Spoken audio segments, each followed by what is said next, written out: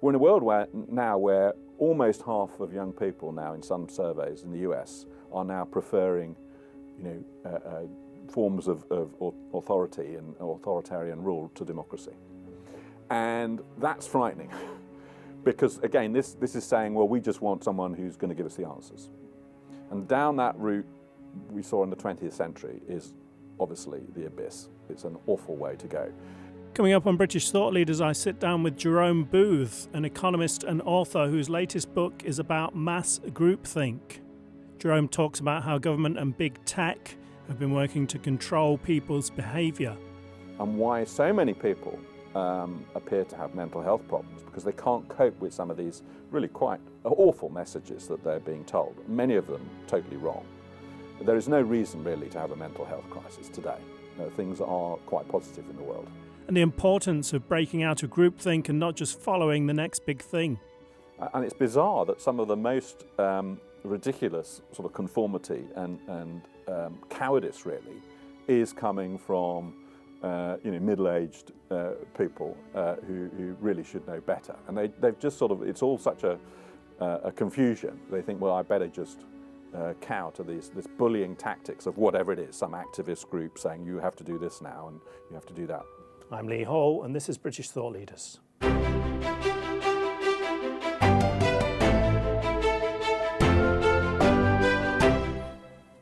Jerome Booth, thank you for joining us on British Thought Leaders. Thank you for having me. Your latest book is called Have We All Gone Mad? I think it's a question many of us have asked in recent years. Why did you choose this title and what inspired you to write this book? Well, there are no prizes for the answer, by the way. It's really a book about mass groupthink, and I'll explain what that is. But it's really, hopefully, is going to help people understand how a lot of very different things are connected.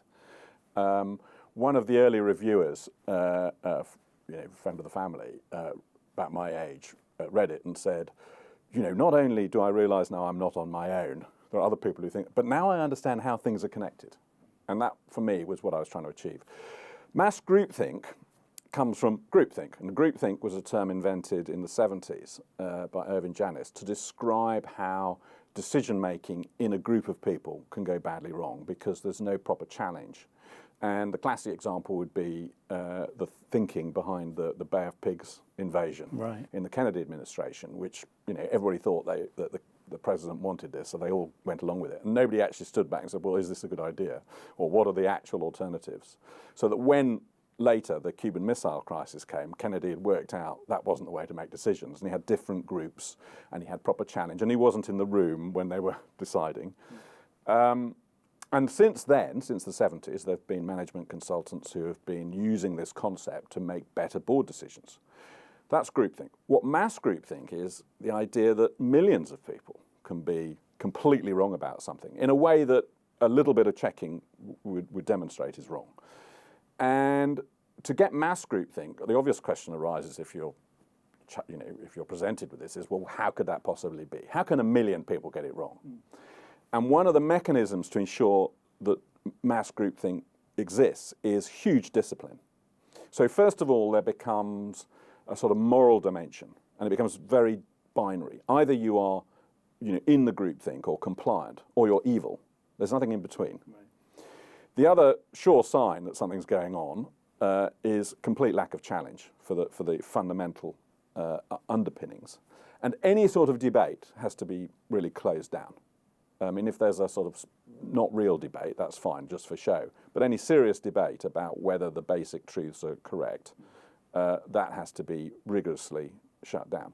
So just by saying those few things, most people watching this will work out a few topics you think of one or two. Recently where you think, well, that's what's going on. And the point is, groupthink has been with us, forever. I mean, there's nothing new about groupthink.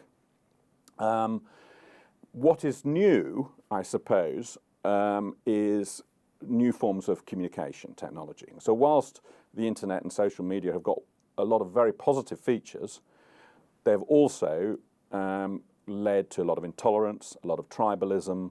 The network effects from what's going on are much more powerful than most people appreciate. And the end result is a lack of basic challenges that we all face. And we have to, I think, understand that and adapt to that. So that's a sort of another thing that's going on. Fundamentally, I start the book by talking about human psychology. We're actually much less rational than we think we are. So is this a battle between rationality and emotion? I think it's that's one way to put it, but I think it's more subtle. We basically evolved rationality as a way to explain the world because we don't like uncertainty. It creates anxiety. And so we love stories. The human race likes stories. And a rationality is just a way to form stories. So one of the interesting things, this is coming out of the psychologist Jonathan Haidt in particular, and I'll come back to him. He says if you are in your belief system and there's new evidence and it complies with your view of the world, then you ask yourself the question, can I believe it? And the answer is always yes. But if that evidence disagrees with it, you ask yourself a very different question, which is, do I have to believe it? And the answer is always no. In other words, evidence is not something which creates which feeds into a rational process, which we come, and then we come to an answer. It's the other way around. First of all, we work out what we want, which is driven by our passions, our interests, our psychology, and then we come up with rationalizations of why we want it. Another thing that Jonathan Haidt says, which I think is a very visual way to think about the problem, is that you can think of our conscious selves as people sitting on our unconscious selves, an elephant. Right. And the interesting thing is that sitting on top of the elephant, we, our conscious selves, have no power over what the elephant does. So it's just wandering around. It just goes wherever it wants. And we are, if you like, the press secretary who then justifies where the elephant's going. Right. But here's the really interesting thing. The more erudite, the more intelligent, the more educated you are, the better you are at convincing yourself and others sitting on their elephants that you are telling the elephant where it's going. Right. And so there's this very peculiar feature that mass groupthink is more prevalent amongst the elites than everybody else, which in itself is a case for proper political challenge, for democracy, for not thinking things through from an ivory tower. You add in a bit of hubris, and there are a lot of people around in our elites who just think they know best, and so that's a psychological problem that we've never been that rational. But people also make these echo chambers where they only hear views that match with the views they already have. That's true, and this has obviously got to levels which are now really quite worrying. I mean, it was over 10 years ago when a father walked into a Target store, in the States, a brand store, wanting to see the manager, absolutely furious because his 16-year-old daughter had been receiving emails and material for pregnancy stuff. And she'd never even been to the store. Right. And manager didn't know about it, but it was the algorithms that had worked out that she was pregnant, which she was. And the father didn't know. Father didn't know. So that was over a decade ago.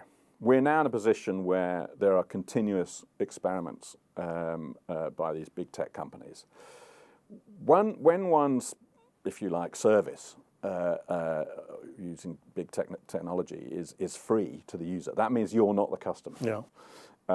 The customer is the corporation that buys your data. And this idea that it's anonymous, of course, is nonsense, because with a very few pieces of extra data, you can de-anonymize pretty much everything. And what the customer wants is reliability in customer choices. And not merely are there continuous experiments to see how customers, what they believe and how they might behave, but it's a very small step from that to actually trying to mold behavior. And of course, that's been going on. So on the one hand, you've got big tech doing that, yeah. And then you've got government using fear and the nudge units, which again has a very negative impact. And one of the second chapter of the book is about social capital. And what I'm arguing there is there's a long stream of research that is basically demonstrating that if you don't trust each other in a community and you don't trust government, you get very negative effects in terms of commerce and people's happiness and all the rest of it. And fear is the big killer of that social capital. So the use of government fear may, in the short term, look advisable in the sense of it helps them reach a certain objective, but it erodes the entire trust in government and of people in each other, in their neighbours, which is erosive of our entire liberal democracy, frankly. And I think the fact that there is no ethical framework for nudge units in governments, by and large, is an absolute scandal. They should be. And what's just happened with lockdowns demonstrates, I think, some of the pitfalls. Is groupthink a weapon when a society is becoming more authoritarian? Well, I think we're stumbling into a series of serious problems. What we need is some proper leadership, as opposed to what you might call followership, which is working out what focus groups think and then try to get ahead of it slightly. I'm in favour of politicians generally just turning their phones off. They need time to think.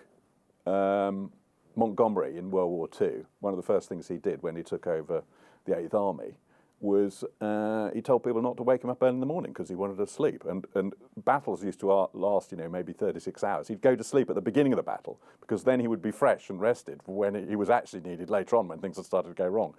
Our leaders don't do that. They try to stay up the whole time, and they're constantly, trying to get ahead of things. And they are losing the battle as they do that in terms of leadership. So I think, I did say at the beginning, this is an optimistic book. I do think, first of all, groupthink is quite easy to detect. It's not difficult.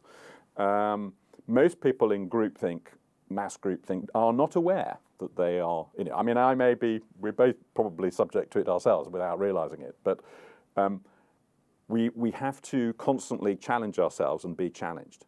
So there's some very simple, the whole last chapter of the book is basically about how you can identify groupthink individually, but also maybe what we should do with some of our institutions. In terms of institutions, is there effective challenge from people with fundamentally different views at the board of an organisation? Yeah. That's a very simple question. There are a number of media organisations where I could say the answer is definitely no. Are debates, is there an effort to try and close down certain avenues of thought? Are certain topics simply not covered? These are obvious questions.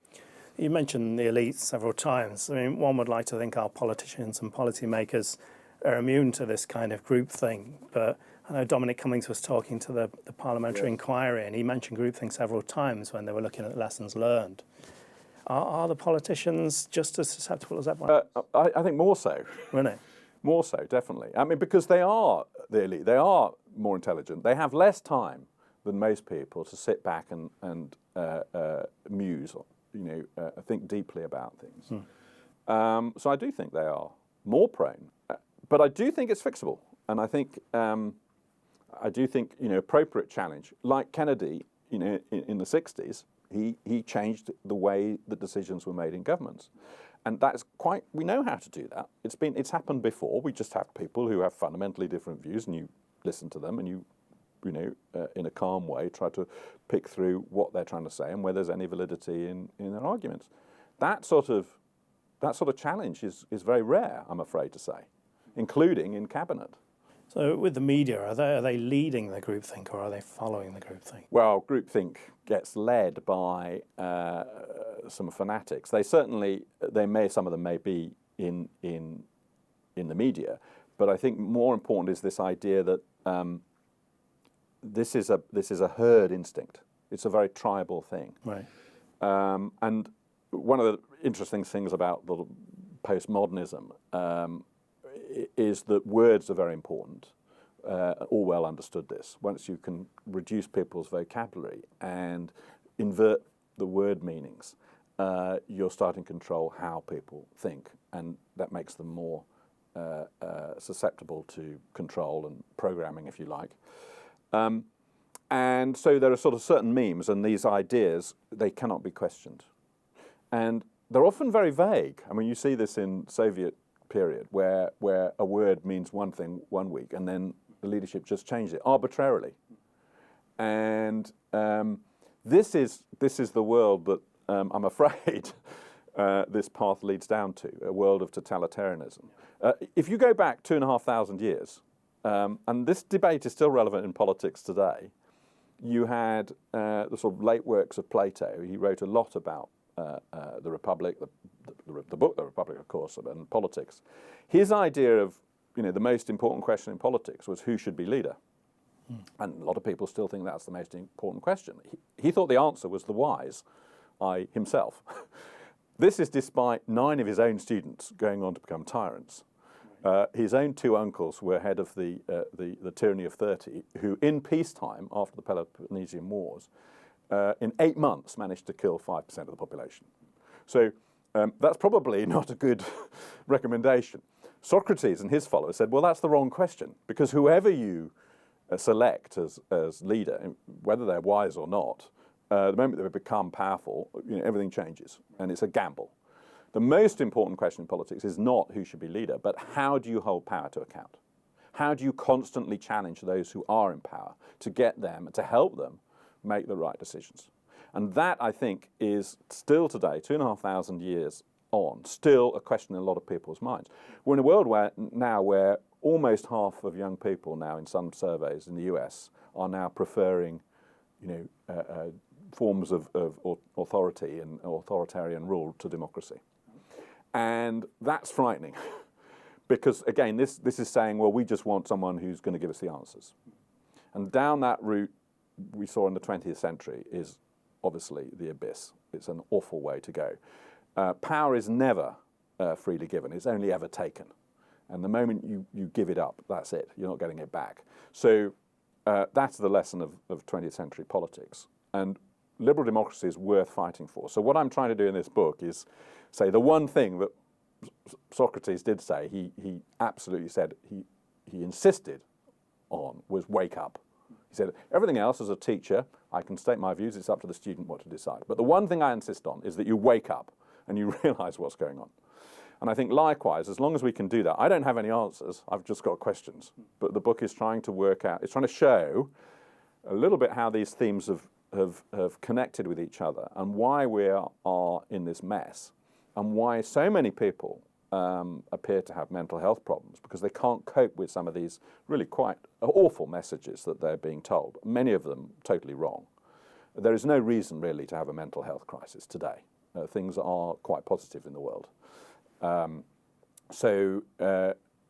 that is, we've got, as I said, big tech and government, both, if you like, working along the same direction. Coming back to what I was saying earlier, when I was talking about big tech trying to predict, of course, what they really want is to program people's behaviour so they're totally predictable. This is a dumbing down. This is sort of Aldous Huxley world rather than Orwell. But that's, we can have a debate about whether Huxley or Orwell is more likely. But something along those lines is the inevitable consequence if we don't, all do our bit. I'm very optimistic because I think actually governments that try to impose policy through fear, there's going to be a backlash. There's already starting to be a backlash. I have great confidence in most people's ability to express dissent against this sort of coercion. There's a strong psychological need to be independent of thought. And the question is how much damage gets done before we come to our senses, really. We're big fans of ancient China here, and there's some emperors, great emperors, who surrounded themselves with people with different views rather than yes men because they wanted to be challenged and make sure they were making the right decision. Yes. It seems in modern times we're kind of going the opposite and of direction. Course, the Roman emperors, yeah. When they had their triumphs, they would have someone standing next to them whispering in their ears, all men are mortal. So you're right. I think challenge is absolutely essential for better decision making. Are we losing the ability to kind of think critically and take on other views? I think we have to constantly learn that it's important and how to do it. And that's right. And as I said, what we're battling against is completely normal throughout history. What's new, what's accelerated it, is this new form of communication. Just the geography, used to have an impact on random encounters. You walk down the street, you meet your neighbours, you are necessarily polite to them because you have to see them more than once. And they may talk about something and you think, well, that's daft, but you go through the motions and you have a conversation, and maybe that might make you think. Even something as simple as that helps you think from different perspectives. And you're in a room and you're just looking at a screen and your friends are from all over the world and they're self-selected. They're selected on the basis of whether they agree with you in the first place. You're not going to get that. And remember also, there are about 150 people that we can really have relationships with. So as that number gets to 150, we just push out other people. And so the network effects, the social media, there are some good factors, there are some good things, but we just haven't learned how to cope with it. I think there are encouraging signs that some of the newer generations have actually sort of rejected some of this, and they are learning. So, and it's bizarre that some of the most ridiculous sort of conformity and cowardice really is coming from middle-aged people who really should know better, and they've just sort of, it's all such a confusion. They think, well, I better just cow to this bullying tactics of whatever it is, some activist group saying you have to do this now and you have to do that. A lot of it arbitrary, but to put your head above the parapet is not only the right thing to do, but it's also the thing. It's the road less travelled at the moment because people they're a bit discombobulated and they don't really know what they should be doing, and it's it can wreck your career if you say something politically incorrect these days. Going back to the lockdowns, Mm-hmm. I mean, if you disagreed with the official narrative, it was considered kind of morally wrong. Yeah. And then we had this idea of we have to follow the science, and it was used to close down discussions on anything else. Do you think this was pretty much the most extreme example of groupthink we're going to experience? Oh, it was certainly an extreme. Whether it's the most extreme, that's a different question. Okay. Because there are other candidates there. But I think it was a clear indication of how not to depend on scientific advice if you're a political leader. And by the way, most of it wasn't science; it was modelling. I did a doctorate using mathematical programming at Oxford years ago. Modelling is, we used to say, garbage in, garbage out. If your assumptions are wrong, your outcome is wrong. And I'll tell you the story of the tale, I should say, of the king who goes into the forest and he sees a bullseye with an arrow right in the middle of the bullseye. He thinks, wow, that was a good shot. Who made that shot? And this young man, this teenager, comes forward and he said, I did that. And where did you shoot it from? Over there. Wow, that's a huge distance. You must come and join my troop. And then later on, his new colleagues are asking, well, how did you manage to do that? He said, it was easy. I shot the arrow into the forest, and then where it landed, I went up and painted a bullseye around it.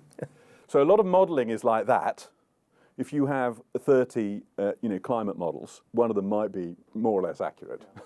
A lot of the problems with the COVID modelling was, garbage input, and the problem is that modelling fundamentally isn't science. It's not prone to the same rigour. It is just a function of taking assumptions and extrapolating. The role of a politician to hide behind that is an act of cowardice. The job of the scientist is not to make policy decisions. It's to advise policymakers who take that, weigh up that and other information and work out what should be done. I think one of the interesting things, certainly in the UK, I'm more familiar with, is that in the UK, certainly, we had a whole programme of what to do if there was an epidemic. And there are some people who say it was related only to influenza, wasn't relevant. I think a lot of it was highly relevant. And what we got was the whole thing getting chucked out. And clearly, and this is what Cummings was talking about in his evidence to Parliament, a lot of what then happened was panicked groupthink, thinking on the hoof. And certainly what didn't happen was proper, what I would call cost-benefit analysis. And here we have another problem that, and this is a psychological thing, we have this idea of an emergency and the prudential motive, which in a way is the opposite to rational cost-benefit analysis. See, the word emergency means run, it means panic, it means don't think, it means stop debating, it means do not consider alternatives. This is the overwhelming priority. But the moment you have that baked into policy making, then you're effectively saying don't consider all the other policy objectives, all the other possibilities. Don't consider the costs of what you're doing, the costs and the benefits. Don't even think about whether the costs of doing what you're about to say outweigh the cost of doing nothing, because that might be true as well. Just run, just do it. And so it excludes, so what we're seeing now in the UK, for example, is, it's not an exaggeration, I think, to say that a large part of the NHS was effectively closed for business as the NHS became a COVID-only service. And now what we're seeing is huge numbers of health problems, particularly just in cancer alone. You're probably going to have more additional preventable deaths just from cancer than you arguably died from COVID. So this was a clear policy choice, and it was clearly wrong with hindsight, and that was due to groupthink. And the alternative is actually having proper assessment, taking the time, having a proper assessment of what the different policy options look like and who benefits and who, what are the costs overall. And that technique is there, and it wasn't used. Simply wasn't used. So if COVID wasn't the number one, hit us with the number one. Well, there are lots of, I don't want to put words into your mouth, but the point of the book is to say this is a phenomenon which is everywhere. Everybody who's looking at this will have their own idea of what's the biggest thing. I have to say that there's nothing unnatural about groupthink. It's a tribal necessity that we and to be honest, the elephant in the room, if you like, is organised religion. Organised religion is a form of, moral shared beliefs. And you could say that because you have different religious systems in the world and over history, and they have some very different beliefs that are clearly contrary to each other, then they can't all be right. So I leave that with you. So there's nothing new in this idea of groupthink.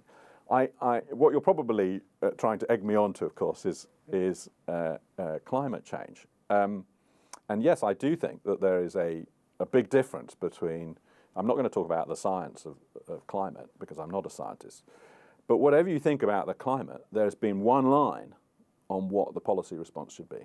And I don't think there's been a proper debate, and I don't think there's been a clear cost-benefit analysis. I think a lot of people, certainly in Britain, don't really understand the cost of net zero. It's probably hundreds of thousands of pounds per household. It's that big. Yeah. Plus, it won't work because China is building 2 thermal power stations a week. And unlike the ozone problem, and we had a technological solution which was actually in everybody's interest. Every country had an economic incentive to cooperate. There's no way that is ever going to be the case until with reducing carbon dioxide emissions until we have new technologies. So rather than pretending that we can go to net zero and that everybody else will follow, actually they're all laughing at us and not only building power stations but using that energy to sell us all the wind turbines and everything else and electric cars. Because their energy and therefore production costs is so much cheaper than ours, they can compete and wipe out the competition. So we're basically, it's a huge, net zero basically means 0 jobs.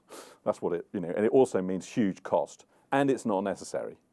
And of course there's certain elements where it's environmentally damaging as well, not least something like an electric car, which, because it's 50% heavier, and most air pollution from cars comes from tyres. That means you get more air pollution from an electric car than you do from a petrol one. So there is all this confusion. We know only a very few things about climate change. We know that over the last 150 years, which is pretty much where we've got any sort of reliable data on temperature, because we've been taking land-based thermometer readings, the temperature in the last 150 years have gone up about a degree and a degree and a half. And we know also pretty certainly that the carbon dioxide level in the atmosphere has gone from about 180 parts per million to about 415 or a little bit more now parts per million. Now the optimal CO2 in the atmosphere for plant growth is between 1,000 and 2,000, so a lot higher, which is why professional greenhouses often pump in carbon dioxide. So one of the things that we do know for sure is that the planet is greener, and that's NASA data. But there's an inconvenient truth, so people don't, particularly in arid areas, because a lot of plants evolved in a period of time when there was less oxygen, far less oxygen in the atmosphere, and oxygen was a toxin. And to expel it, they also expel water. So particularly in arid areas, as you increase the CO2 in the atmosphere, it helps plants take in CO2 without as many pores, and therefore they can survive. So particularly arid areas have greened. That's inconvenient. We also know that CO2 is a greenhouse gas, and we also know that the climate is a function of two very unstable fluid systems, complex, chaotic systems, the atmosphere and the oceans. For every element of carbon dioxide in the atmosphere, there are 50 in the ocean. And the oceans have cycles of 1,000 years. We've got 150 years data. Now, there are ice core data, which is less accurate, and it goes down a lot further, 50 million years. And there are, within that data, clear correlations between temperature and CO2 emissions, and positive correlations. Unfortunately, for the alarmists, the temperature tends to precede the CO2 increase by about 700 to 1,000 years on average. In other words, probably more credible is that as the planet is warming for whatever reason, occasionally, and it does, we go through cycles all the time, the heated ocean is actually sending more carbon dioxide into the atmosphere, and it's that way around.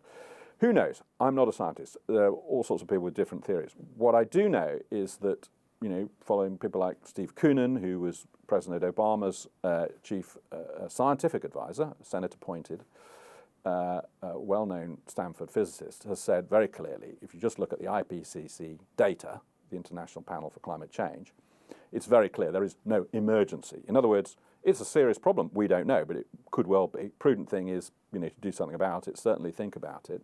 Develop new technologies, though. And if we've got 50 years, that's what we should be doing. We should be developing new technologies which are going to work, just as with the ozone layer. We had technology to solve the problem.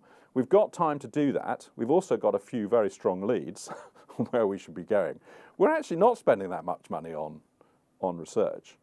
What we are spending a lot of money on is basically kicking ourselves in the foot and stopping ourselves doing using technologies which are proven and tested.